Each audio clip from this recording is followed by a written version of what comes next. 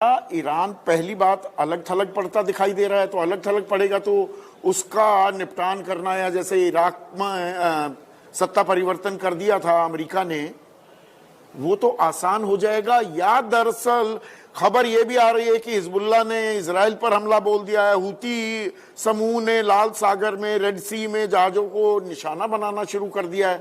तो जो डैमेज है भाई, अमेरिका के तो 2 सैनिक भी मर जाए, वहां की डोमेस्टिक पॉलिटिक्स में तो कोहराम मच जाता है। तो इसे आप कैसे देख रहे हैं? ईरान जल्दी ही झुकने पर मजबूर कर दिया जाएगा, या ये रूस यूक्रेन के युद्ध की तरह कितने दिन चलेगा अभी कहना मुमकिन नहीं है। कितने दिन चलेगा संदीप, ये तो मुमकिन नहीं है, लेकिन ये कहना कि ईरान झुक जाएगा एकदम से, मैं समझता हूं ये भी बिल्कुल ठीक नहीं है। देखिए, हिजबुल्लाह और हमास और हाउतीज ये कितनी मदद कर सकते हैं, इसका कोई वो नहीं है। एक छोटी सी बात कहूंगा। पहली बात तो संदीप, ये पूरा का पूरा जो हमला है ये निंदनीय है। जो भी इसमें वर्ड्स मिक्स कर रहे हैं जो कंट्रीज, वो डोनाल्ड ट्रंप जानता है। अरे आप एक तरफ तो डायलॉग कर रहे हो, एक तरफ आप उसको बुला रहे हो, उसका फॉरेन मिनिस्टर आपके वाइस प्रेसिडेंट को आश्वासन दे रहा है, आइए देखिए हमारे पास कोई न्यूक्लियर फैसिलिटी में कुछ नहीं बचा, और आप ऊपर से अटैक करते हो रात को। तो भाई पहली बात तो यह है कि यह निंदनीय है। अमेरिका और इजराइल ने, यह वर्ल्ड वॉर 3 नहीं है, लेकिन वर्ल्ड को 3rd वॉर में इन्वॉल्व कर दिया। Sandeep, both Israel and USA knows कि इस देश दुनिया में 5 पावर सेंटर्स हैं पिछले 20 साल से, America, Russia, European union, China और इंडिया। और अमेरिका जानता है कि इंडिया और चाइना बिल्कुल न्यूट्रल है, और अमेरिका जानता है यूयू वो करेगा जो वो चाहता है। आज यूरोपियन यूनियन इनडायरेक्ट हमेशा से करता है, इनडायरेक्टली लड़ाई लड़ रहा है रशिया से, और अमेरिका ने अपना मौका साध लिया। और ईरान ने, एक्चुअली ईरान को तो प्रिएम्प्टिव करना चाहिए था। अगर मैं ईरानियन लीडर होता तो 10 दिन पहले, 15 दिन पहले मैं प्रिएम्प्टिव करता, पर अब ईरान ने इन्वॉल्व कर दिया गल्फ कंट्रीज को, और मैं समझता हूं अब प्रेशर वापस जाएगा अमेरिका पे, अगर जब तक हाहाकार नहीं मचेगी। और हम क्या कर सकते हैं? न्यूट्रल स्टेटमेंट, इसकी अरे हमारे लोग फंसे। आप देखिए, अरेबियन सी डिस्टर्ब है, रेड सी डिस्टर्ब है, लाओगे कहां से हिंदुस्तानियों को? सारे आर्मीनिया थोड़े जा सकते हैं, उनको वही हिफाजत करनी पड़ेगी, बिकॉज सी रूट्स अवेलेबल नहीं, एयर रूट्स अवेलेबल नहीं। अमेरिका ने दुनिया में अनस्टेबिलिटी कर दी। अमेरिका ये करना चाह रहा था और उसने ये कर दिया, और सब न्यूट्रल हैं, और न्यूट्रलिटी का भुगतान पड़ेगा दुनिया पे। यहां 33% दुनिया में तेल जाता है, सारा वेनेजुला से ले लोगे, सारा अमेरिका से ले लेगा यूरोप। इसलिए मैक्रोन रो रहा है। अगर ये 15 दिन चल पड़ा, कैसे जाओगे यूरोप में, कैसे जाओगे इंग्लैंड में, कैसे जाओगे अमेरिका में इंडियंस, कैसे जाएंगे कनाडा में? कोई भाई सोचे? आप पाकिस्तान से नहीं जा सकते, आप रेड सी के साउथ से जाओगे। यह बहुत गंभीर विषय है। जो कंट्रीज पावर सेंटर्स हैं, जिन कंट्रीज में डेमोक्रेसी है, जिन कंट्रीज में जज्बा है, वो बोले अमेरिका को कि यह गलत है और इसको बंद करो, ये बंद करो, क्योंकि अमेरिका इफेक्टेड नहीं है, इंडियंस इफेक्टेड है, हमारी पॉपुलेशन इफेक्टेड है, हम लोग इफेक्टेड है, साउथ एशिया इफेक्टेड है, गरीब मुल्क इफेक्टेड है, आपने जो पूरा साउथ इफेक्टेड है, संदीप, पूरा साउथ इफेक्टेड है, बिकॉज़ इन्फ्लेशन जाएगा स्काई बड़ी नाजुक घड़ी है। एक बहुत ही ऐसे मोड़ पर हम खड़े हैं जहां पर असंतुलन कितने दिन चलेगा? कोई मोड़ नहीं है संदीप, अंतरराष्ट्रीय कोई मोड़ नहीं है, कोई मोड़ नहीं है, बस तो यहां पर अब सरकार को भी फूंक फूंक कर कदम रखने होंगे, और कैसे ना कैसे अंतर्राष्ट्रीय समुदाय में एक विमर्श तो शुरू करना होगा, एक सामूहिक दबाव बनाना होगा। ये खुला खेल, फरूखाबादी, ये दादागिरी, गुंडागर्दी ट्रंप की रोकने के लिए पूरे विश्व को क्या आवाज भी उठानी पड़ेगी। की जा रही है, विस्फोट हो रहे हैं, और निर्दोष लोग, उनकी जान जा रही। और ऐसा क्यों हो रहा है? क्योंकि अमेरिका ने और इजराइल ने ईरान पर हमला बोल दिया है। वो डियर फ्रेंड डोनाल्ड ट्रंप ने हमारे एक और डियर फ्रेंड ईरान पर हमला बोल दिया है। आप कहेंगे तो पहले भी बोला था एक बार हमला, वो इजराइल ने। दोनों कदम ताल कर रहे हैं, इजराइल और अमेरिका। 12 दिन का युद्ध हुआ था पिछले साल जून को, 13 जून को। अब उसमें क्या नया अध्याय जुड़ा है या ये और ज्यादा विकराल होता जा रहा है?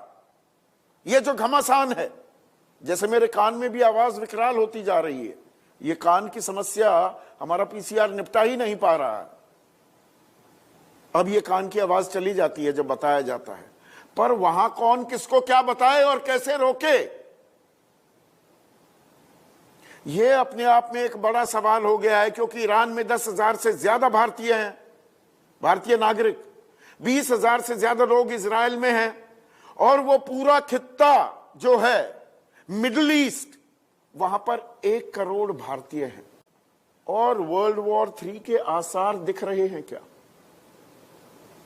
और इसके असर भारतीय राजनीति पर भी दिख रहे हैं। यहां पर राजनीतिक घमासान मच गया है। 2 दिन पहले ही प्रधानमंत्री मोदी इजराइल से 2 दिन के दौरे के बाद लौटे थे, और अब इजराइल ने ईरान, जो हमारा परंपरागत मित्र रहा है, बरसों पुरानी नहीं सदियों पुराना रिश्ता है हमारा ईरान के साथ, तो हम किसके साथ हैं? इजराइल के साथ हैं?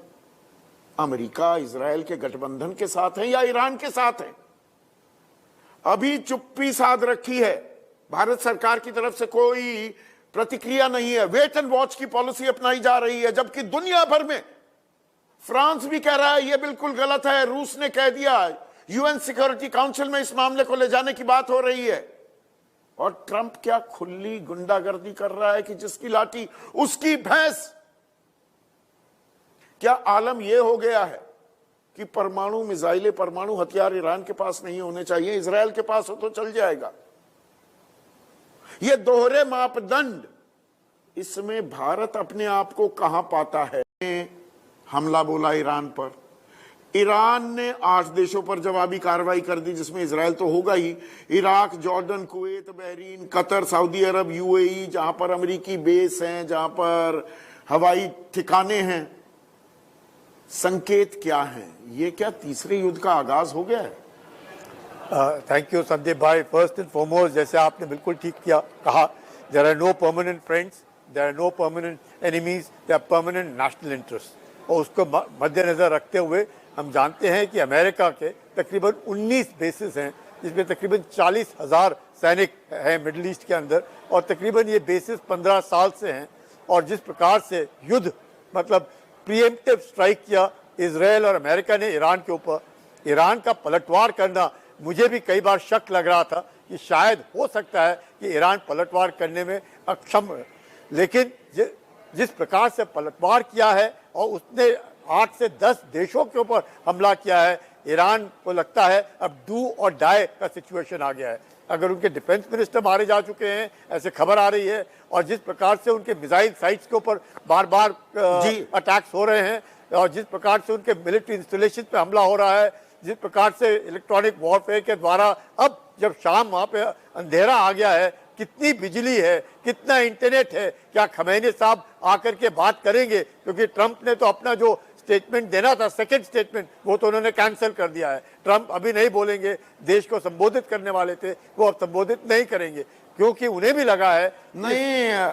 अब खैमनाई आपने जिक्र किया, वहां का जो सुप्रीम लीडर है general Kulkarni, bunker buster bomb का हमला हो रहा है, और ये बंकर बस्टर बम परमाणु एस्टैब्लिशमेंट्स जो थी, रिएक्टर्स जो थे, उनको नेस्तनाबूद करने के लिए भी इस्तेमाल किया गया था। तो ये जो व्यापकता है इस जंग की, ये वो 12 दिन के युद्ध की तरह नहीं है, ये मामला उससे आगे बढ़ गया है। बहुत मिलिट्री टर्म्स में आपको क्या संकेत मिलते हैं? देखिएगा, बहुत ज्यादा आगे बढ़ गया है, चैलेंजिंग है, इसमें कोई शक नहीं है। पर जो बार बार शक उठाया जाता है कि क्या वर्ल्ड वॉर होगा, मुझे नहीं लगता है वर्ल्ड वॉर होगा। रीजनल वॉर तक, जैसे आपके आशीष कह रहे, रीजनल वॉर रहेगा। क्यों मैं ये कह रहा हूँ? क्योंकि मुझे लगता है कि रूस और यूक्रेन की लड़ाई जो चल रही है, इसमें रूस मुझे नहीं लगता है भाग लेंगे। चीन जो है, जिस प्रकार से पूरे, चाहे वो इजराइल गाजा हो, रूस यूक्रेन हो, अपने आप को लॉजिस्टिक्स और अपना मैन्युफैक्चरिंग अपनी बिक्री में लगा हुआ है, चीन भी इसमें भाग नहीं लेगा। चाहे चीन का वेनेजुएला के साथ भी जबरदस्त $1 बिलियन 80% तेल वेनेजुएला से चीन उठाता था, ईरान के साथ उसका $400 बिलियन डॉलर का एक समझौता है अगले 30 साल के लिए, वहां से तेल नहीं मिलेगा। मुझे लगता है कहीं ना कहीं अमेरिका चाहता है, तेल की उसको जरूरत नहीं है, पर अमेरिका का मकसद है विश्व में तेल बेचा जाएगा डॉलर से।